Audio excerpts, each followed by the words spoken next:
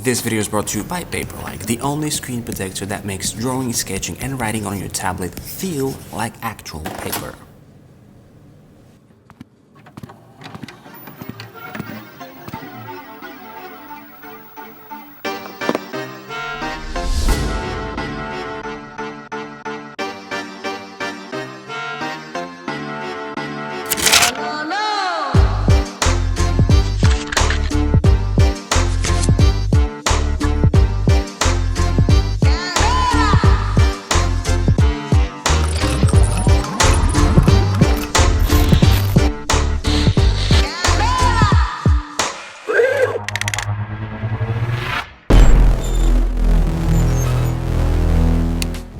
Hey guys, this is E, and if you're new to the channel, welcome. My name is Iskren and most people call me E, and in this video I'm going to show you my iPad Air setup and favorite accessories and explain to you the philosophy behind this arrangement. You can use the provided timestamps if you want to skip to your favorite part. Let's start with what the iPad looks like right now at the end. Now 2020 has been the year of where the concept of minimalism and eliminating distractions has grown on me a lot. And you can see that philosophy reflected on this arrangement. It is clean, minimal, free of distractions, and unified. With that being said, let's start with distractions and turning off all notifications. Now I may be a bit extreme and this is my personal choice, but since I have my iPhone and my Mac, I find absolutely no reason to have duplicate notifications on the iPad as well. Usually, I use the iPad for creative and writing projects, so any sort of interruption might kill my flow. So I went to notifications and disabled all of them. Just to be sure, I prefer keeping my iPad on Do Not Disturb at all times, in case I have installed a new app and I have enabled notifications by accident. And finally, in Do Not Disturb settings, I prefer to keep silence at all times, even when the tablet is unlocked. Let's move on to cleaning up and deleting all unnecessary apps. With so many free apps and changing habits, there are always those apps that we have forgotten about, things that we can always download again should we have the necessity to. The way I see it, apps that I haven't used in a few months are probably apps that I won't be needing in the long run. So being honest with myself, I got rid of everything that don't currently find use for or joy in. For everything else that is either a system app or an app that I might use occasionally, I put it in a miscellaneous folder. Since the iPad doesn't have an app library like the iPhone, I have created a folder which I called an app drawer, where I throw everything that I might need to use but seldom. There's no particular order or arrangement for it because in most cases I don't dig around in the folder but rather do a global search from the home screen, revealing the app that I currently need, which to me is much faster than having to swipe between folders and different screens. For example, the camera app on the iPad is something that I almost never use unless I scan a document or take a picture of something that I need to remember right now. The camera app can be easily triggered from the control center if need be. Another example would be the calendar app, which I use a lot, but for which I prefer to have a widget displayed, meaning having the app icon itself is redundant when I can always access it from the widget itself. While on the topic of cleaning and widgets, I also got rid of all the widgets that I don't find reasons to exist. For example, I don't need the battery widget because I always know how much battery the tablet has. And now with the Apple Pencil 2 and the fact that it's on top and it's always charging, I find no need to observe the fact that it's always at 100%. For the most part, I prefer to keep only two widgets, the calendar and a photos widget. I love the calendar widget because it reminds me of the upcoming birthdays and events, and it also gives me a glimpse of the dates because I never know what day it is and what date.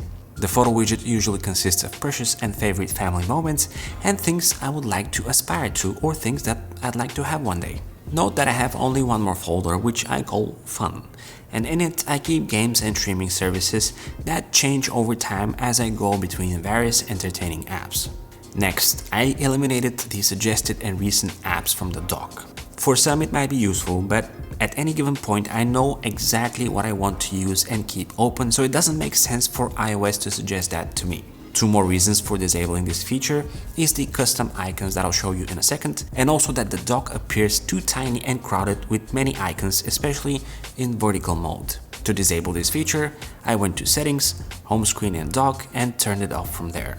To me, dark mode is always the preferred UI option, even though the iPad is not OLED. Everything seems to be much easier on the eyes, especially at night, so keeping the tablet on dark mode at all times is a must for me. The perfect companion to the dark mode is the custom wallpaper that I created, themed around my favorite top-down orange set, which I'll link in the description below. So next was to add this 8K wallpaper to both the lock and the home screens. Moving on to custom icons, this was a bit tricky with the iPad because I stumbled upon a very persistent bug, but I'll tell you how to handle it in a second.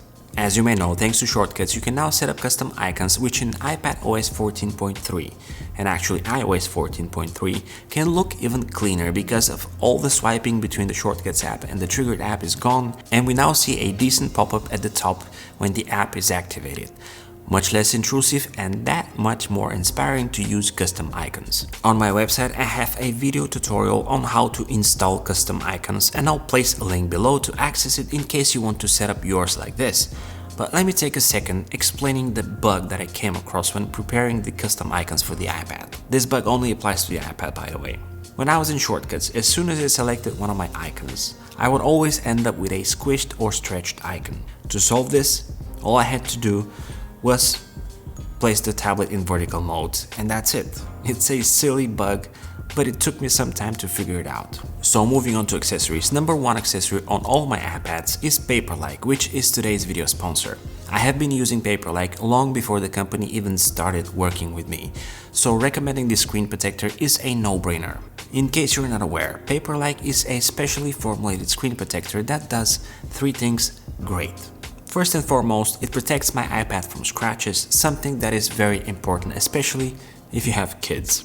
Second, and this is Paperlike's special sauce, the protector helps draw and write on the tablet, providing the experience of real paper. Its nano-texture coating helps the pencil glide, providing the perfect friction of the pencil, resulting in a lot more natural sketching and jotting feeling, just like on a notebook. Third, this screen protector eliminates the nasty fingerprints from the screen while providing a much more desirable matte-like finish. Trust me, fingerprints are now something of the past. Paperlike is available for all iPad models and ships worldwide for free, so to get your hands on your own Paperlike, follow the link in the description below. Thank you Paperlike for sponsoring this video. Aside from the pencil, my next favorite accessory is Apple's own Magic Keyboard, which to me changes the iPad experience, turning the tablet into a fully fledged laptop-like machine, especially with the combination of the trackpad. I have a separate video about the Magic Keyboard, so in case you're interested and you want to know more what makes this particular keyboard-mouse combo special, I'll leave a link right below the like button. Next is something that I never expected to appreciate that much, and it is a controller from a company called SteelSeries. The model name is Nimbus Plus. Although you can use PS4 and Xbox controllers with the iPad, Nimbus to me provides much more. First off, it is the official Apple licensed wireless controller that works with all Apple products. The Plus version of it means that you can not only use it with the iPad, but you can attach your phone to it and enjoy 50 hours of gameplay on a single charge. It is extremely durable with Hall effect magnetic sensors for long-lasting precision and consistently smooth feel. If you enjoyed this video and you are willing to help the channel, be sure to give it a thumbs up and even share it. More iPhone 12 and iPad videos are coming in shortly, as well as tons of other tech-related content, so you might want to consider subscribing. It's been an absolute pleasure. This is E, over and out.